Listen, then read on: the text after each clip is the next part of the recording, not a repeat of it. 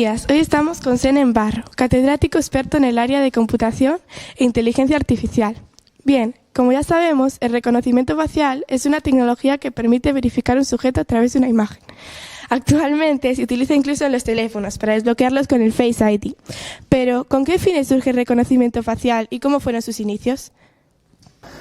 Surgen fundamentalmente por la curiosidad. La curiosidad de personas, mujeres y hombres, que quieren ir desarrollando un campo, descubrir cosas, avanzar en el desarrollo tecnológico, y aquí también. Pero también, como en muchos campos, y este es uno de ellos, que tienen, muchas posibilidades de poder ser aplicados, hay también un interés detrás. En este caso, había un interés fundamentalmente de gobiernos, de poder desarrollar una tecnología que entendían, y así se ha demostrado con el tiempo, que les podía ser, que comienza. ¿De qué modo se ha avanzado en la tecnología de reconocimiento facial desde que se inició? Los primeros momentos fueron de avances modestos. ¿Por qué? Bueno, porque es una tecnología que está sustentada fundamentalmente en las capacidades de las máquinas, en la computación. Hoy hay capacidad de computación, hay mejores algoritmos para procesar esa información, pero al principio no. Entonces, los avances fueron modestos y, como os dije, desde los primeros 60 se fue avanzando poquito a poco, lentamente, pero en el año 91, por ejemplo, ya hay un primer hito, y es que por primera vez se desarrollaron algoritmos capaces de detectar las caras de forma directa sobre imágenes. Una cosa, usted me dijo que Internet, o sea que Google sabe tu cara, o algo así, ¿no? Entendí algo así. Entonces, ¿sería legal eso? Sinceramente, porque no me parece muy legal que alguien sepa tu cara sin que tú le des ninguna imagen ni nada. ¿Cómo? Pues cada día se suben a Facebook cientos de millones de caras que nosotros ponemos allí. Cuando os descargáis una aplicación y empezáis a usarla, normalmente consentís, conscientemente o no, ciertos usos de aquellos datos que a partir de entonces, a partir de ese momento, esa aplicación empieza a utilizar. Actualmente el reconocimiento facial se utiliza, como ya hemos dicho, para acceder al teléfono, pero también para la identificación en aeropuertos o para buscar desaparecidos en investigaciones policiales. ¿En qué otras áreas cree que podría llegar a utilizarse el reconocimiento facial y cuáles serían esas utilidades?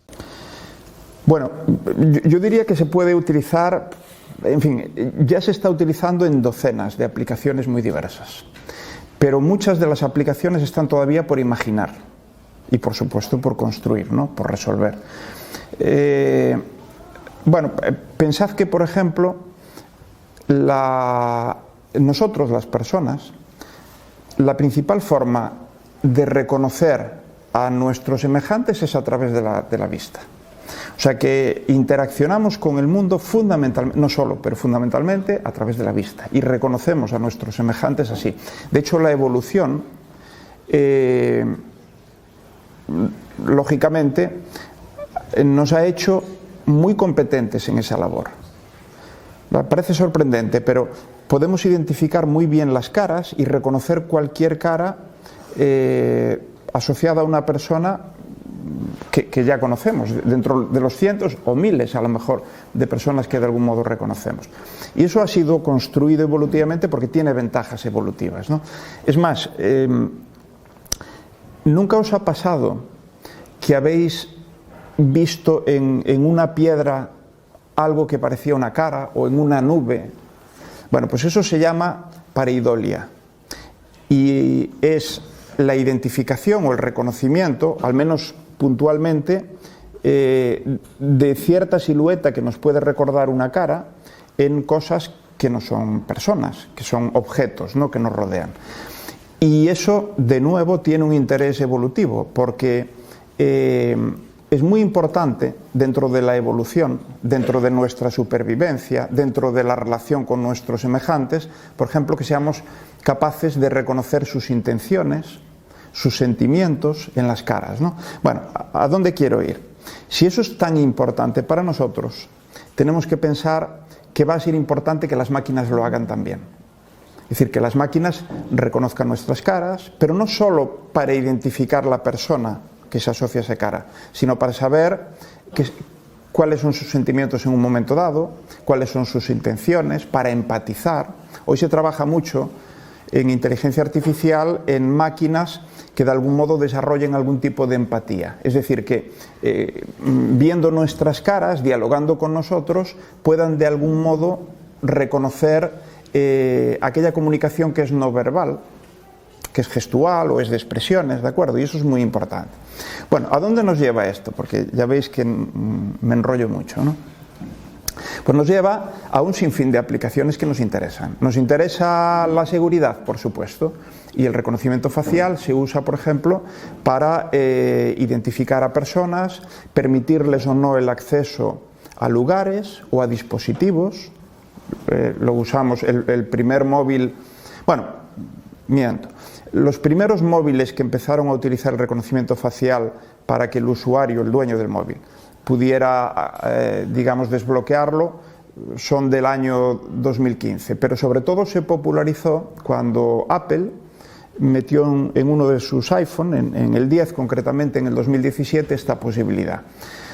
Pero también se usa hoy en el marketing.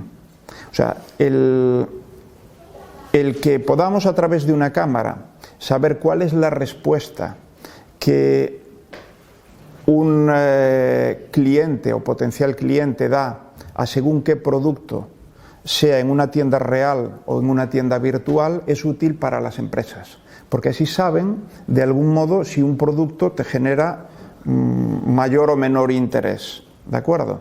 Y lo saben a través de las máquinas, es decir, de modo automático, y eso es muy interesante.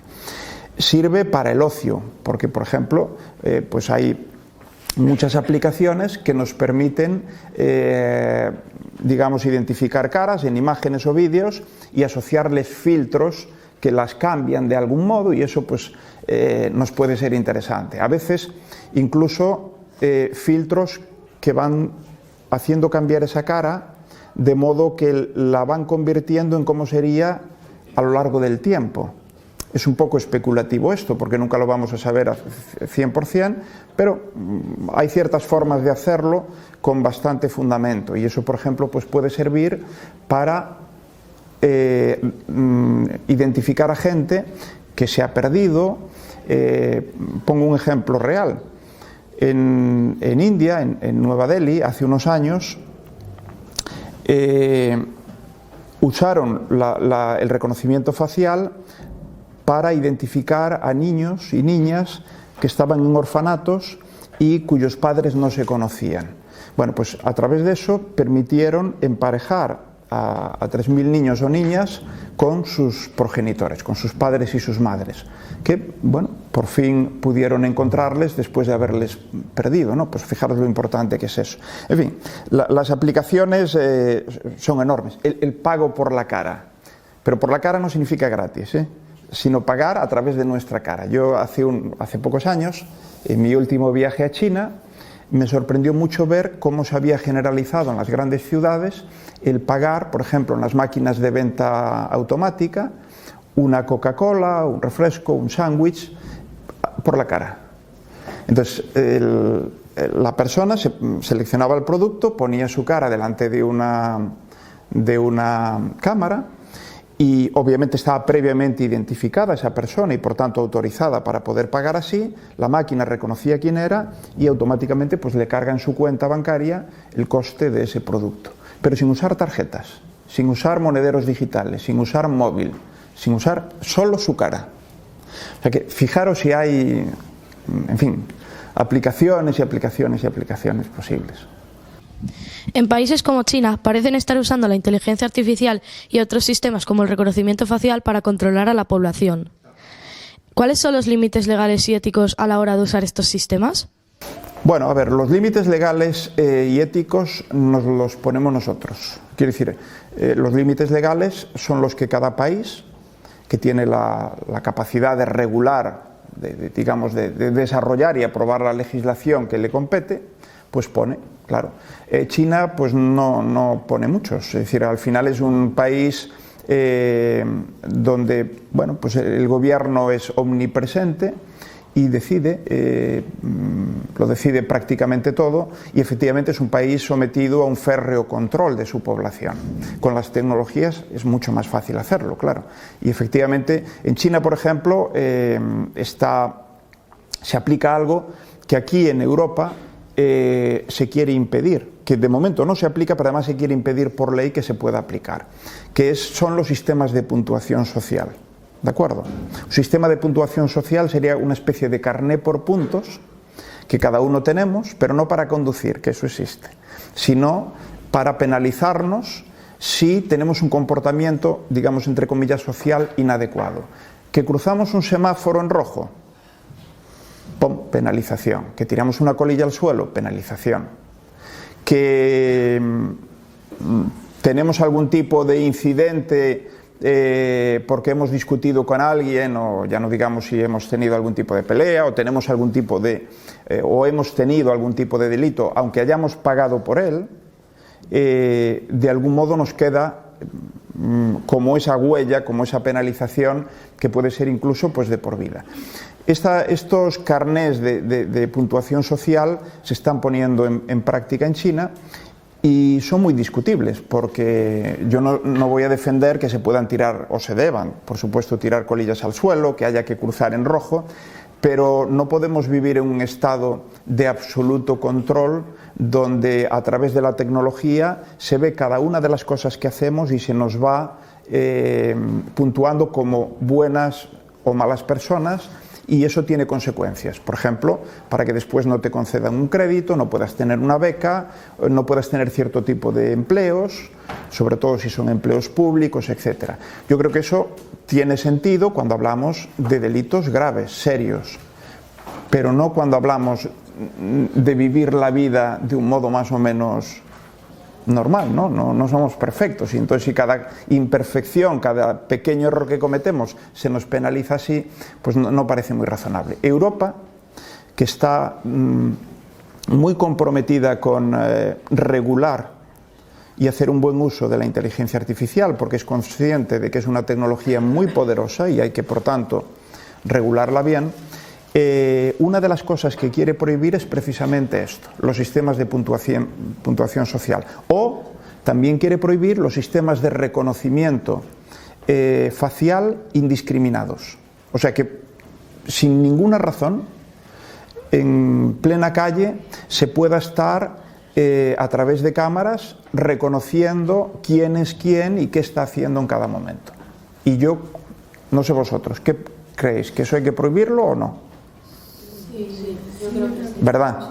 No queremos vivir en un estado de hipervigilancia y estar todo el día sometidos a un control y a una vigilancia que además no sabemos para qué sería y qué consecuencias tendría. Bueno, pues yo coincido también con eso.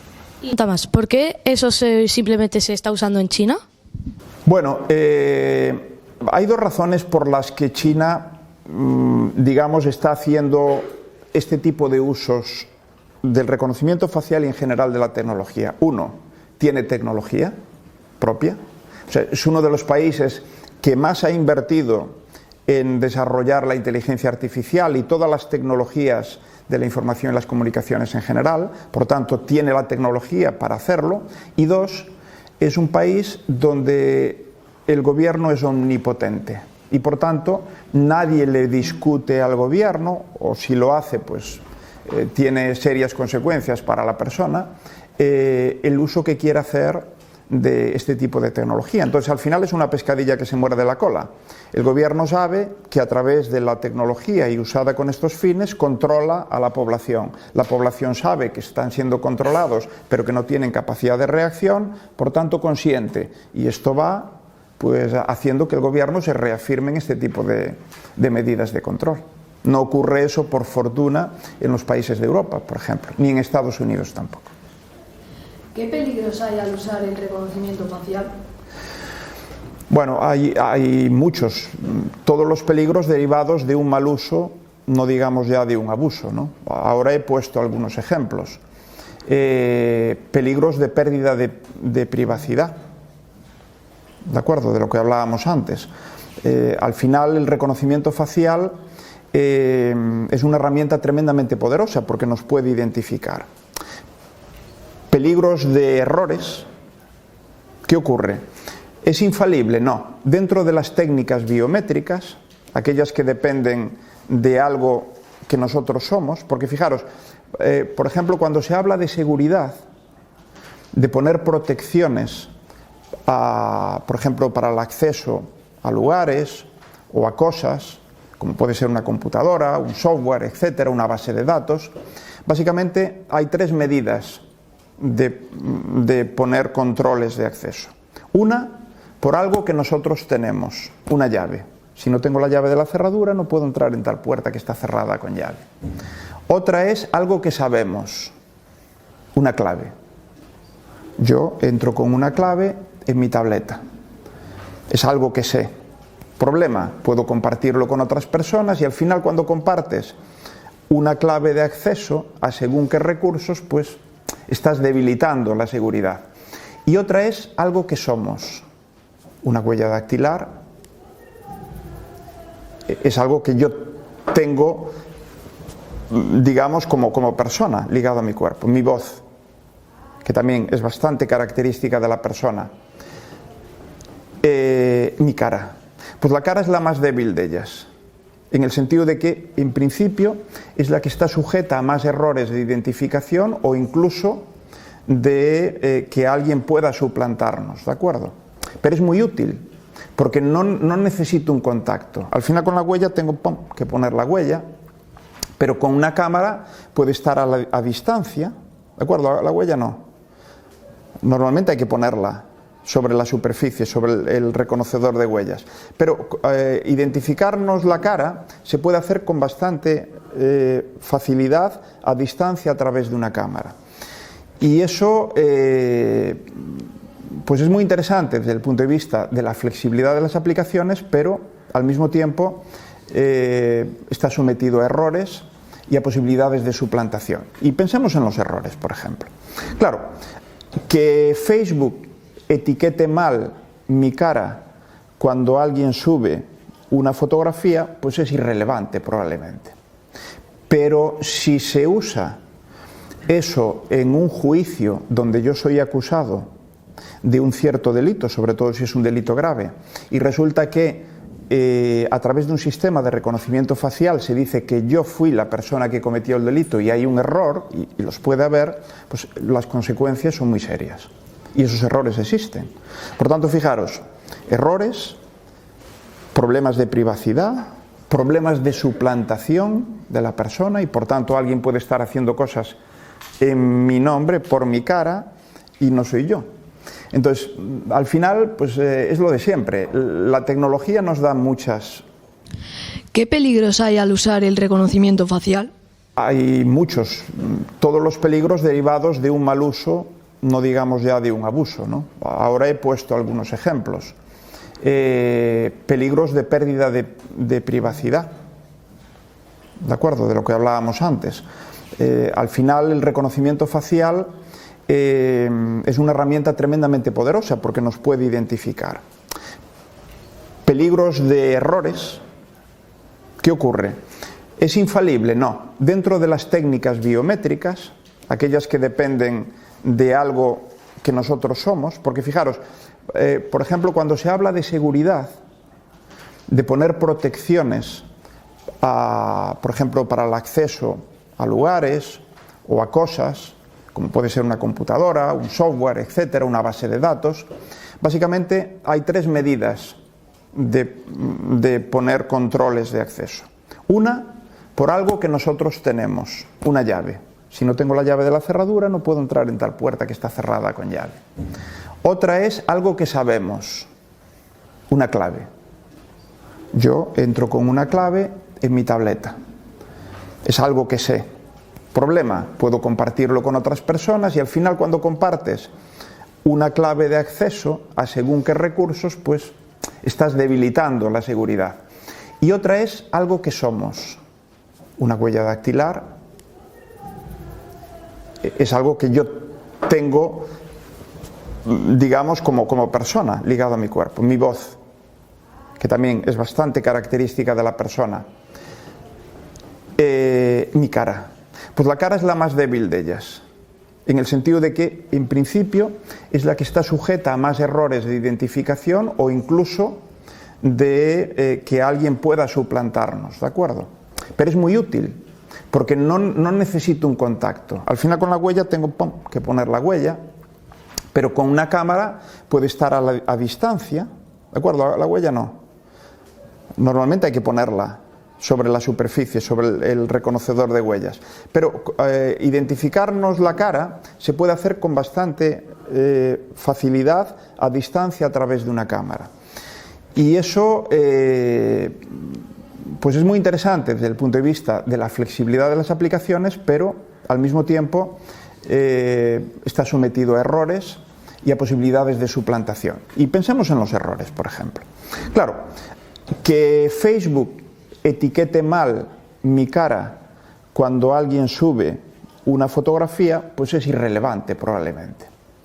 Pero si se usa eso en un juicio donde yo soy acusado de un cierto delito, sobre todo si es un delito grave, y resulta que a través de un sistema de reconocimiento facial se dice que yo fui la persona que cometió el delito y hay un error, y los puede haber, pues las consecuencias son muy serias. Y esos errores existen. Por tanto, fijaros, errores, problemas de privacidad, problemas de suplantación de la persona, y por tanto alguien puede estar haciendo cosas en mi nombre, por mi cara, y no soy yo. Entonces, al final, pues es lo de siempre. La tecnología nos da un sinfín de... Tú dormiste mal esta noche, ¿eh? Igual eran los nervios. Un sinfín de oportunidades, pero siempre hay que saber cómo utilizarla y saber que hay errores posibles y, por tanto, tratar de controlarlos. En todo caso, un último apunte. Uno podría pensar, pues si hay errores, no hay que usar esa tecnología.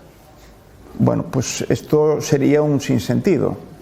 Nosotros no nos equivocamos. No confundimos a veces a las personas y decimos, no, fue fulanito o menganita que lo vi o la vi y nos hemos equivocado porque lo hemos visto de pasada y no era esa persona. ¿Cuánta gente ha entrado en la cárcel por una ronda de reconocimiento visual porque alguien le ha identificado como la persona que cometió un cierto delito y con el tiempo se demostró que era falso? O sea que tenemos que pensar que nosotros, las personas, cometemos errores, tenemos sesgos, no somos infalibles y por tanto no le podemos pedir a las máquinas, sobre todo a las máquinas inteligentes, que sean infalibles, porque nunca lo van a ser. Lo que pasa es que hay que pedirles que cometan menos errores que nosotros y tratar además de saber en qué condiciones los cometen para ahí tener ciertas cautelas. En el ámbito escolar, ¿qué utilidades tendrían estas tecnologías? Pues un sinfín de ellas, igual que porque la escuela es como la vida, ¿no? Entonces, pues por ejemplo, algunas universidades chinas ya usan este tipo de tecnologías para el control del acceso a ámbitos universitarios o de colegios.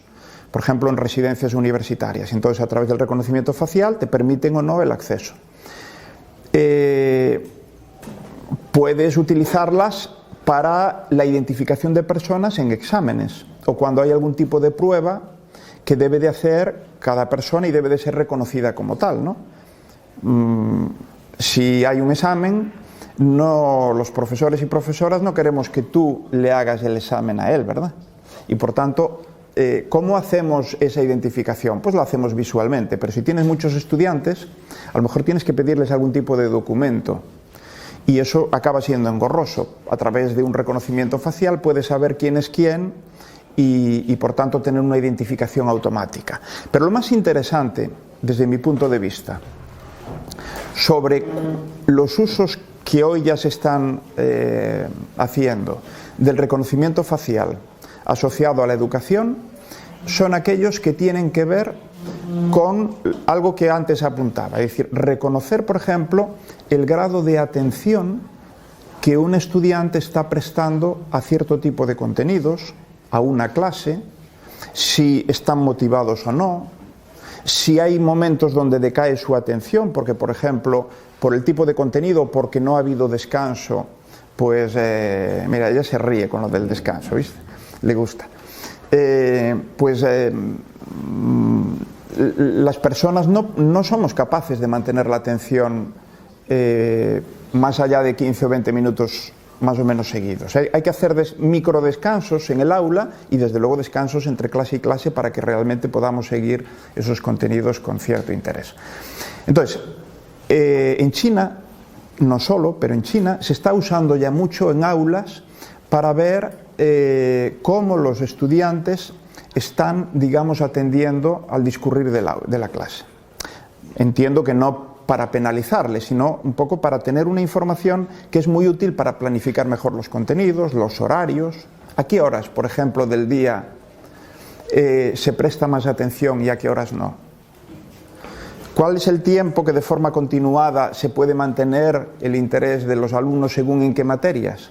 O sea que eso tiene mucho que ver con la planificación, la organización adecuada de las clases. Pero todavía hay un tema donde para mí me parece más interesante, y es en algo hacia lo que caminamos, que es la educación, el aprendizaje personalizado. Es decir, que nosotros a lo largo del día y a través de todos los dispositivos con los que interaccionamos podamos estar aprendiendo de forma continuada.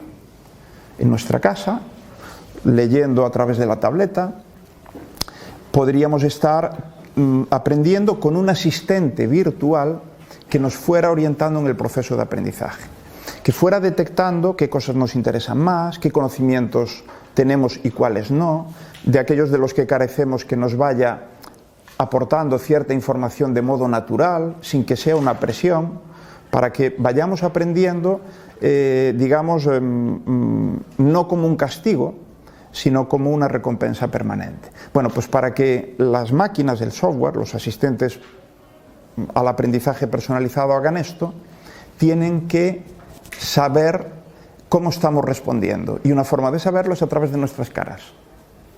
¿De acuerdo? Si prestamos más o menos atención, si estamos más o menos concentrados, atentos, pues ahí también se puede aplicar el reconocimiento facial. No solo, pero también. ¿De qué manera nos recomienda o desaconseja el uso de estas aplicaciones de la inteligencia artificial en personas de nuestra edad? Bueno, yo diría que como a cualquier edad, pero vosotros tenéis una circunstancia, y esto está estudiado, que es decir, no es mi percepción, sino que son estudios que ponen de manifiesto que, sobre todo las personas más jóvenes, sois los que tenéis menos reparos a la hora de exponer, digamos, en las redes sociales, en internet, en el mundo digital, lo que sois, lo que pensáis, con quién estáis, vuestras caras, vuestras opiniones. Y eso, bueno, pues puede tener una componente positiva, la espontaneidad, el percibir que el mundo digital es un mundo natural ya en nuestras vidas, pero tiene muchos problemas. Y los problemas son que si no sois celosos de vuestra privacidad y la de los demás, podéis estar exponiéndoos innecesariamente a quienes realmente quieran usar aquello que decís, aquello que compartís, en su beneficio. Y esto ocurre.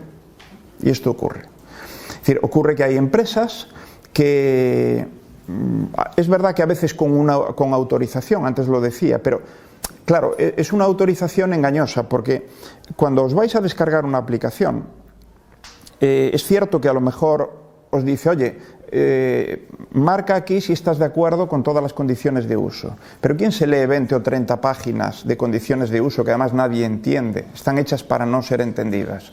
Bueno, pues ahí hay que tener una legislación más clara para que las condiciones de uso sean las mínimas estrictamente indispensables para aquello, para lo que está pensado la aplicación. Os pongo un ejemplo sobre el que he estado además escribiendo. Yo escribo con frecuencia artículos de opinión o de divulgación en medios de comunicación. Y ayer estaba escribiendo uno sobre una experiencia que tuve el sábado. El sábado fui a ajustarle un sistema de control de la calefacción de la caldera a mi suegro. había un manualcillo de instrucciones que era letra microscópica, yo no era capaz de leer. Y entonces me descargué una aplicación en el móvil de lupa, ¿de acuerdo? Usa la cámara, y entonces amplía la imagen y puedes leer. Bueno, no la pude usar porque cuando... Es verdad que no tenía algo de prisa y no me preocupé en buscar varias opciones. Fui a una, la descargo y cuando la voy a usar me dice, para usarla me tienes que autorizar a acceder a todas las fotografías y vídeos de tu móvil. ¿Por qué? ¿Para qué una lupa o una linterna quiere acceder a todos los contenidos de tu móvil? ¿Cuál es el objetivo? Desde luego no es ni el iluminar ni el ampliar la imagen. Ahí hay un objetivo comercial. En el mejor de los casos comercial. Podría ser incluso un objetivo que fuera un delito. ¿De acuerdo? Entonces, esto ocurre. Cada vez que subimos cosas a una red social, no es inocuo. Y hay que pensar lo que hacemos. Tiene muchos beneficios. Estar en relación con los amigos, con los familiares, es fantástico, hay muchas cosas positivas, pero hay que saber cómo usarlas. Entonces yo diría que el principal problema, Dani, es ese. El principal problema es que sobre todo los jóvenes tenéis que aprender a cuidaros a vosotros mismos. Y cuidaros a vosotros mismos es cuidar todo lo que os pertenece, aunque sean representaciones digitales de vuestras ideas, de vuestras caras, de, en fin, fotos, vídeos o lo que sea.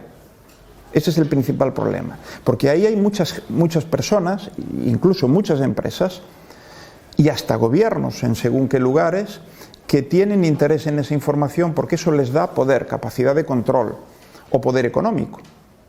¿De acuerdo? Hay empresas que venden miles de millones de caras a gobiernos para entrenar los sistemas de reconocimiento facial. Y esos miles de millones de caras no se han obtenido pagando por ellas. Se obtienen de donde está todo eso a granel, de Internet y de las redes sociales. Bueno, yo diría... ¿Cuáles son los aspectos que más limitan a día de hoy el desarrollo y uso del reconocimiento facial? ¿Cuáles vienen, por una parte, por el desarrollo científico-tecnológico? ¿De acuerdo? Es decir, antes os ponía ejemplos de casos donde si fallan pueden tener consecuencias muy negativas. Por tanto, esa puede ser una de las limitaciones. Si según en qué condiciones el porcentaje de error que puede tener un sistema de reconocimiento facial es alto y la repercusión del error es muy importante, pues ahí esa es una fuente de limitación. Pero es verdad que cada vez son menos las limitaciones científico-tecnológicas porque el nivel de desarrollo, de rendimiento, de calidad de estos sistemas es enorme ya. Entonces las limitaciones vienen más por la vía de, digamos, las cautelas que desde un punto de vista social, ético, por supuesto legal, tenemos que poner. Y entonces ahí depende de cada país, lógicamente. Pero yo diría que tenemos que exigir a nuestros gobiernos que nos amparen. Tenemos que exigir a nuestros gobiernos que regulen suficientemente bien todos estos temas. Que, por ejemplo, no permitan que una aplicación que tiene como objetivo ampliar una imagen y por tanto entiendo que puntualmente le tengo que conceder el control de la cámara de mi móvil puntualmente para esa función, no tiene sentido que acceda a las fotografías y vídeos que tengo yo guardados en el móvil. Por tanto, todo este tipo de cosas hay que impedirlas. Aquí aún menos mal, porque la aplicación, probablemente por un imperativo legal, me pidió permiso antes de hacerlo. Antes no lo hacían, Hace unos años simplemente yo descargaba la aplicación y en muchos casos ya directamente entraban en cualquiera de mis contenidos y hacían el uso que considerasen oportuno, sin pedirme permiso para nada. Ahora no. Es verdad que le dije que no y entonces se acabó la lupa. No pude usarla. Bueno, pues esas son las condiciones del trato, no trato en este caso, que hemos establecido. Entonces, el resumen. Teresa es tu nombre. El resumen, Teresa. Sobre todo las limitaciones a día de hoy, y son muy razonables, tienen que ver con que se garantice el uso ponderado, correcto de este tipo de tecnologías, y nunca el abuso, y desde luego nunca el violentar la ley, ¿no? Y hay un tema importante también.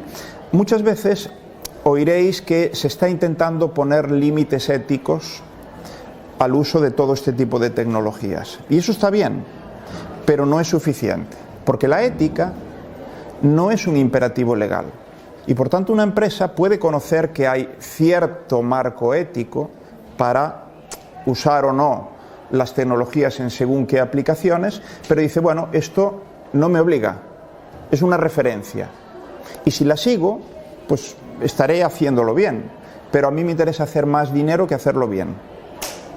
Y entonces, estas cosas, lo que es importante realmente, lo que nos afecta tanto, hay que regularlo por ley, que sea de obligado cumplimiento y que si no se cumple tenga las penalizaciones correspondientes.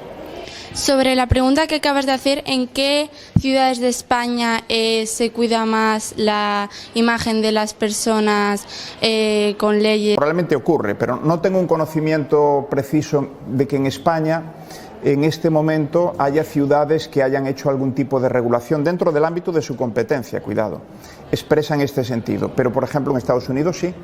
En Estados Unidos, probablemente por dos motivos. Porque está mucho más extendida la tecnología en el uso diario, en las calles, por ejemplo, por parte de las administraciones públicas, aquí menos, hay más cautela, no porque no tengamos esa tecnología, sino porque hay más prevención y hay más, digamos, un comportamiento, yo diría, más responsable de quienes tienen la capacidad de decidir al respecto, de nuestros gobernantes, sea en la administración local, en la administración autonómica o en el Estado. En Estados Unidos son las empresas fundamentalmente las que empujan el desarrollo constante de estas tecnologías en casi cualquier tipo de aplicación. Y entonces allí, por esta razón, hay ciudades, San Francisco, Boston, que han prohibido su uso. Entonces, que consideran que no se puede usar este tipo de tecnologías de forma indiscriminada. Por ejemplo, en las calles, las empresas no pueden utilizar el reconocimiento facial para cualquier cosa, ¿de acuerdo? En España esto no me consta, pero probablemente, como digo, es más porque ya hay una autocontención y un mayor respeto por la privacidad y el ciudadano. O sea que, en ese sentido, pues creo que igual que el resto de la Unión Europea, y probablemente porque estamos en un marco común también de regulación y de marco ético para estas cosas, pues yo creo que vivimos en un buen lugar también para esto. ¿De qué modo serán el reconocimiento facial y otras aplicaciones de inteligencia artificial indispensables en el futuro? Bueno, yo creo que van a ser indispensables, no porque indispensables comer, ¿vale? Y respirar y dormir. Por tanto, la historia del ser humano se ha desarrollado sin reconocimiento facial, automático o artificial, no el nuestro, el natural, que ese, como he dicho antes, es muy importante, lo ha sido durante la evolución y por eso la evolución ha ido asentando en nosotros mecanismos de reconocimiento facial que son impresionantes desde el punto de vista de cómo... O sea, alguien entra por ahí con cara de disgusto y automáticamente identificamos eso, sabemos que ha tenido un problema, ¿verdad? Y no dice nada, solo es una cara. Por tanto, somos magníficos, pero hemos vivido sin máquinas y por tanto para vivir, para sobrevivir, para nuestra subsistencia, incluso para pasarlo bien, no son necesarias. Pero nosotros las estamos haciendo necesarias, por tanto yo creo que vamos a asistir a un uso cada vez más intenso de todas las aplicaciones que se basan en el reconocimiento facial. Y la prueba, probablemente, la demostración más clara es que si es negocio, lo vamos a tener ahí y cada vez más. Y es negocio. En el año 2020, digamos, la industria en torno al reconocimiento facial movilizó en el mundo unos 4.000 millones de dólares, que es una cantidad bonita. Pero es que en el 2030 se estima que serán 4 veces más, unos 16.000 millones de dólares. Por tanto, es negocio. Y segundo, si sirve, por ejemplo, para que los gobiernos tengan un mayor control de sus ciudadanos y ciudadanas, pues también va a estar ahí presente. Si sirve para el ocio, pero bueno, esto tiene que ver con el negocio, nosotros mismos lo querremos usar. Bueno, por tanto, yo diría que no nos es indispensable para vivir, pero sí es aconsejable para muchas cosas que nos gustará hacer o de las que nos gustará disponer y que de un modo u otro se están fundamentando sobre el reconocimiento facial. O sea que ha llegado para quedarse, Teresa. Yendo al tema del reconocimiento facial en los centros escolares, ¿de qué manera le parecería correcto o seguro que cada vez que un estudiante quisiera entrar en cualquier aplicación del ordenador del centro escolar tuviera que usar el reconocimiento facial y así el propio centro supiera quién entra, cuándo entra y en qué entra esa persona, aún siendo menor de edad? No sabría bien responderte. Si realmente el uso que se hace es para, digamos, un control de acceso, la identificación de la persona que accede a un recurso sensible, como es digamos, los ordenadores del centro, donde hay información que efectivamente puede ser delicada, no se debe de compartir con personas ajenas, quiere establecerse cierto control de que accedes a aquello que te está permitido pero no a otras cosas, etcétera, y solo se limita a eso el reconocimiento facial y por tanto tu imagen jamás es usada con otro fin, eres perfectamente consciente, o aquellos que tienen que autorizarlo, que son tus padres, si eres menor de edad, de que ese es el fin, no se almacena tu imagen ni se recoge cualquier otro tipo de información que no se deba, que no sea pertinente, que no sea necesaria, y por supuesto no se comercializa ni se externaliza la imagen, bueno, pues probablemente no hay demasiado problema. Pero bueno, no quiero ser tajante en este sentido, porque pueden escapárseme cuestiones que podrían ser relevantes y en las que ahora yo no estoy pensando o no soy consciente de ellas. Por tanto, lo que creo que en este caso, como en cualquier otro, hay que tener muy claro y muy analizado realmente las repercusiones, a veces, como digo, impensadas a priori, que pueda tener y tratar de eliminarlas si se puede, y si no se puede y son importantes, pues esa aplicación no se puede utilizar. ¿De qué manera sería capaz la inteligencia artificial de ayudarnos a superar una futura pandemia? Bueno, muy buena pregunta. Vamos a ver, de muchas. Fíjate, la pandemia que estamos todavía sufriendo, la derivada de la COVID-19, la primera alerta que en el mundo se hizo de que había una situación preocupante desde un punto de vista sanitario, la hizo un sistema basado en inteligencia artificial. O sea, una startup, una empresa de tecnología, de base tecnológica canadiense, Blue Dot creo que se llama, que cada día analiza digamos, lo que ocurre en el mundo para venderle información a sus clientes, que son empresas a las que les vende información sobre la evolución de cierto tipo de enfermedades potencialmente contagiosas, el que surjan brotes asociados a esas enfermedades, etcétera, y eso es muy importante tanto para organizaciones sin carácter, digamos, de carácter, vamos a decir, público o sin ánimo de lucro, como a empresas. Pues esta empresa vive de eso. Bueno, pues fue la primera en que alertó de que se estaba dando una situación anómala de una cierta neumonía rara, atípica, y se estaban dando bastantes casos concentrados en Wuhan, en una ciudad china, que sabemos que fue el origen de la pandemia. Bueno, pues desde ahí, durante estos años, hemos visto cómo la inteligencia artificial ha estado presente en el desarrollo de vacunas, en los sistemas de seguimiento de contagios, en darle la información a la ciudadanía a través de asistentes conversacionales, o sea, ha estado presente en todo. Yo dije, porque esto me lo preguntaron al poco tiempo de iniciarse la pandemia, que desgraciadamente viviremos más pandemias y que cuando vivamos nuevas pandemias la inteligencia artificial será de mucha más ayuda que para esta. ¿Por qué? Pues por una razón, porque esta es la primera pandemia que se desarrolla con una inteligencia artificial ya muy extendida, madura, con muchas aplicaciones, con muchas empresas y gobiernos interesados en ella. Por tanto, es la primera vez que coexiste el desarrollo de una pandemia con una tecnología suficientemente avanzada como para poder ser aplicada a la pandemia. Pero hay un problema, antes lo he dicho, y en varias ocasiones.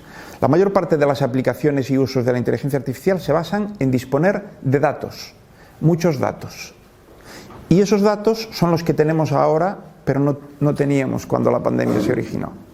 Entonces, cuando venga otra pandemia, digamos que vamos a estar mucho más preparados, seguro que científicamente, pero también tecnológicamente. Por tanto, todavía va a ser, ya ha sido de gran ayuda, pero va a ser de mucha mayor ayuda en la siguiente, que desgraciadamente antes o después vendrá.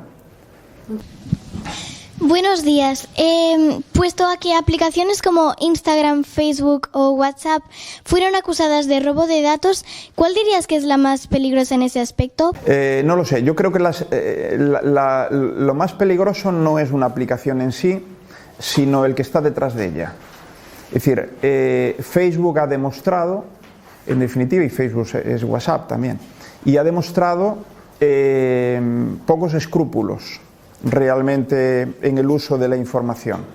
Y de hecho lo hemos visto, ¿no? Los medios de comunicación en los últimos años han evidenciado en bastantes ocasiones cómo se estaba haciendo un uso, no sé si legítimo, porque esto depende de las leyes de cada país, claro, pero desde luego un uso poco respetuoso de la información que recogían de sus usuarios, de sus clientes, ¿no? Pero bueno, es lo que he dicho yo antes. Al final,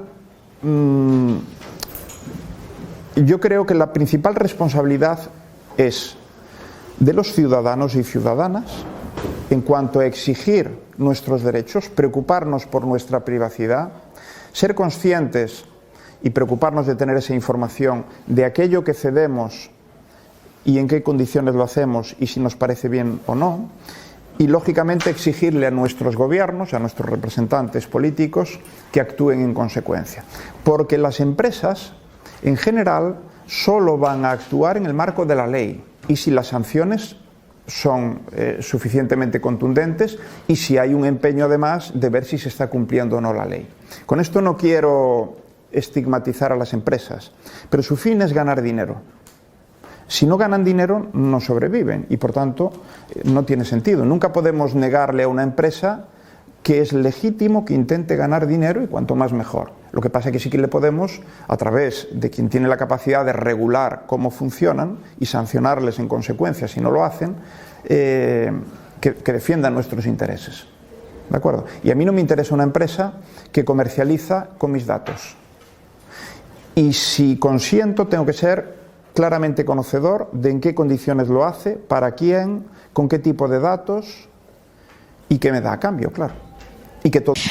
Hace poco, la asignatura de Geografía e Historia se nos dijo que al realizar búsquedas en plataformas como Google, pues que estábamos trabajando para ellas. ¿A usted qué le parece? ¿Cómo te llamas? David. Bueno, David, yo soy culé también, ¿eh? O sea que... del deportivo, primero, eso sí. Bueno, a ver, David, sí, claro, efectivamente, claro que estamos trabajando. Mira, siempre que algo es gratis, tú lo estás recompensando de algún modo, estás pagando de algún modo. No pagas de forma directa, no estás pagando en euros, pero estás pagando con tus datos, con tu tiempo, con tu atención, con la posibilidad de ser cliente de, con la publicidad que recibes en paralelo, ¿de acuerdo? Por tanto, cuando haces una búsqueda, claro que sí, entre otras cosas, todo aquello que tú buscas, como David, puede ser poco relevante, pero lo que buscan los millones de David, Dani, Laura, etcétera, que hay en el mundo, eso es muy importante, porque de ahí se extraen perfiles de clientes, de potenciales clientes, de ahí se hace caja proyectándonos publicidad mientras buscamos. O sea que al final pagamos, claro que pagamos, de un modo u otro. Lo que hay que saber es lo que te cuesta y lo que te da. Por tanto, es información y educación. Si tú dices, bueno, soy consciente de eso, pero lo que yo estoy dando, estoy dispuesto a darlo, no me penaliza y sin embargo recibo a cambio una capacidad de buscar información que para mí es tremendamente útil.